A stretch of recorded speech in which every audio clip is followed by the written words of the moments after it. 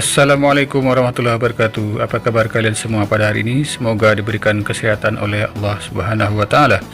Sebelum belajar silakan berdoa menurut agama dan keyakinan kalian masing-masing. Berdoa dimulai.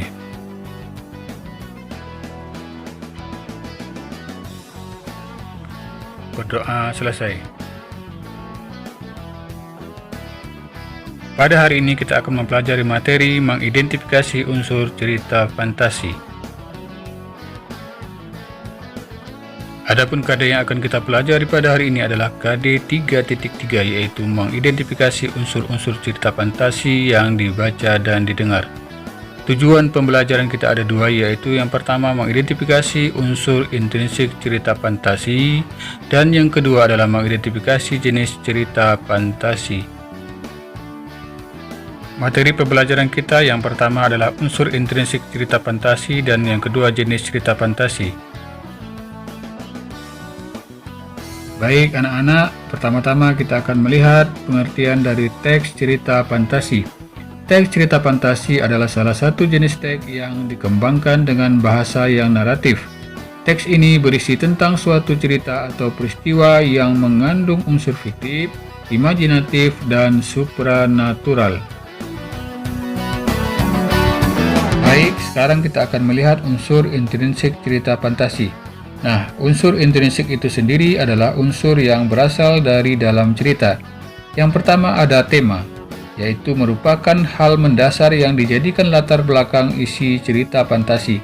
Temanya sendiri bisa berupa teknologi, kerajaan, futuristik, supranatural, percintaan, dan lain-lain.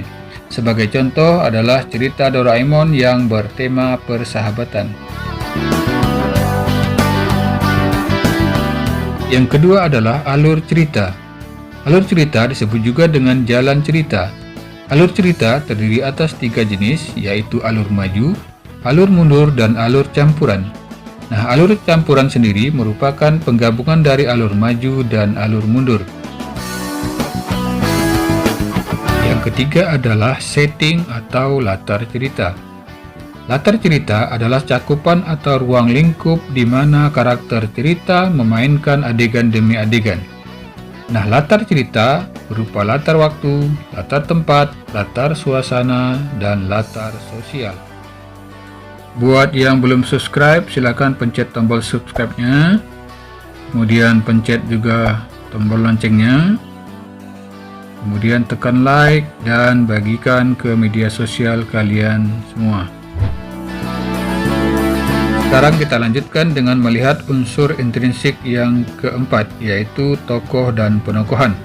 Tokoh adalah orang yang bermain dalam sebuah cerita, sedangkan penokohan adalah pemberian sifat atau karakter maupun watak terhadap tokoh atau para pemain cerita. Nah, untuk tokoh dapat kita bedakan menjadi 2 jenis tokoh. Tokoh yang pertama adalah tokoh utama, yaitu tokoh yang mendominasi keseluruhan jalan cerita. Lalu ada tokoh pembantu, yaitu tokoh yang mengiringi tokoh utama dalam menjalankan setiap adegan dalam cerita. Yang kelima adalah pesan yang dapat kita temukan di bagian akhir cerita. Yang keenam adalah sudut pandang atau posisi pengarang dalam cerita. Nah, di sini ada 2 jenis sudut pandang. Yang pertama adalah sudut pandang orang pertama, yaitu pengarang seolah-olah ikut bermain. Pengarang memposisikan dirinya sebagai ku, aku, saya, dan kita. Lalu, sebagai contohnya adalah aku mengendalikan Robotnik dengan telepati atau pikiran jarak jauh. Robotnik kini berhadapan dengan sang naga api. Kemudian sudut pandang yang kedua adalah sudut pandang orang ketiga, di mana pengarang memposisikan dirinya sebagai dalang. Pengarang menggunakan sudut pandang dia, ia, nya, mereka, nama orang, dan nama jabatan. Kita perhatikan contoh berikut. Ia berusaha menembus lapisan bumi yang seperti bawang bombay dengan kendaraan kapsul. Menembus inti bumi baginya bukanlah hal yang mustahil. Kendaraan kapsul yang berlapiskan titanium dan dilengkapi dengan tenaga tembak ultraviolet yang bisa menghancurkan besi dan baja diprediksi akan tahan suhu panas hingga 10.000 derajat Celcius dan tekanan 5.000 atmosfer.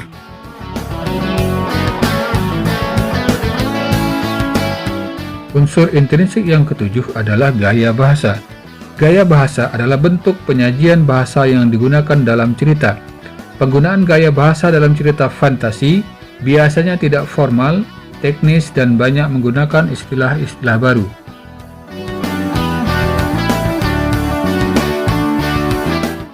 Beberapa jenis cerita fantasi yang sering kita jumpai adalah yang pertama fabel, kemudian mitos, legenda, dan cerita peri-peri kerajaan. Cerita fantasi juga dikategorikan menjadi dua hal berikut. Yang pertama, berdasarkan latar cerita.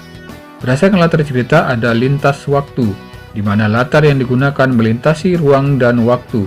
Misalkan, di awal-awal isi cerita berlatarkan masa kini, dan di bagian akhir cerita berlatarkan masa depan. Lalu yang kedua adalah sejaman. Latar yang digunakan hanya satu masa, misalkan masa kini, masa depan, atau masa lalu saja. Selanjutnya, berdasarkan kesesuaian dengan dunia nyata. Kita lihat yang pertama ada fantasi total. Kategori ini didasarkan pada isi cerita yang sama sekali tidak ada dalam kehidupan nyata, seperti nama pelaku, isi cerita, dan latar. Lalu yang kedua adalah irisan. Kategori ini didasarkan pada isi cerita yang sebagian ditemukan dalam kehidupan nyata, seperti nama pelaku, isi cerita, dan latar.